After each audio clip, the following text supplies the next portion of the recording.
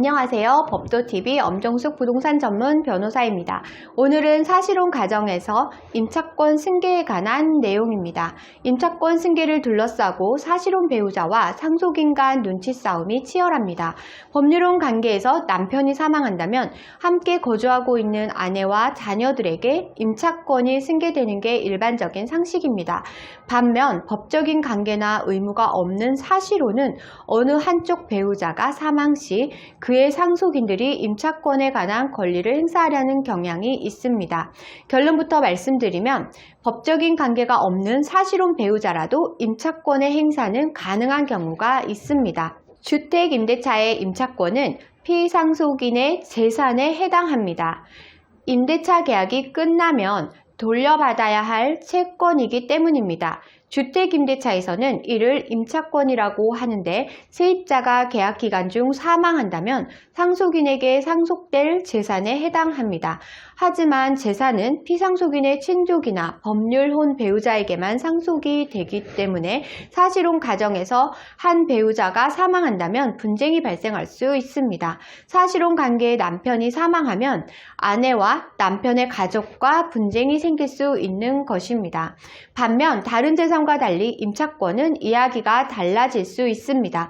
주택임대차 보호법 제9조에는 임차인이 상속인 없이 사망한 경우에는 그 주택에서 가정 공동생활을 하던 사실상의 혼인관계에 있는 자가 임차인의 권리와 의무를 승계한다고 규정하고 있습니다. 즉 상속인이 없는 상황에서는 임차권이 생존해 있는 사실혼 배우자에게 넘어간다는 뜻입니다.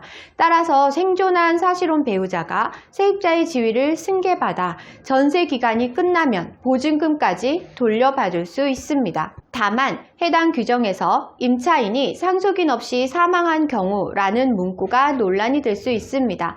함께 살지 않았던 남편의 가족이 임차권을 주장할 수 있기 때문입니다.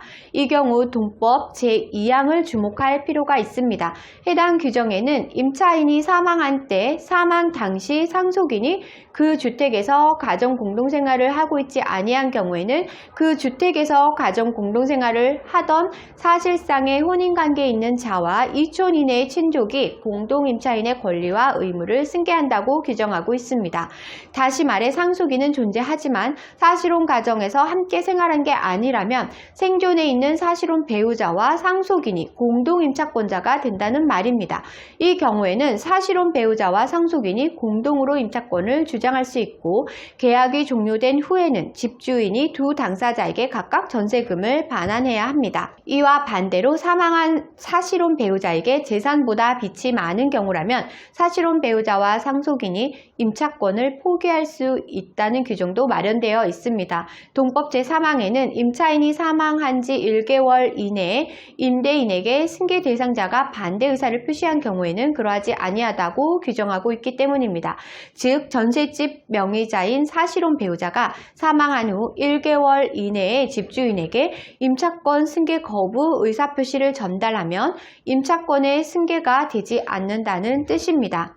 한편 사실혼 가정에서 법률상 상속인이 함께 거주하는 경우라면 어떨까요?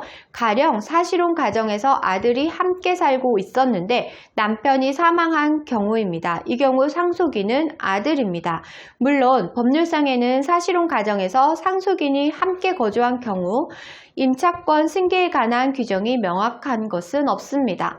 다만 사실혼 가정에서 상속인이 함께 거주하고 있지 않은 경우에 관한 규정을 통해 법적인 판단을 유추해 볼 수 있습니다. 해당 규정을 넣었다는 것은 반대로 함께 거주했다면 상속인에게만 임차권이 인정된다는 의미로도 해석될 수 있습니다.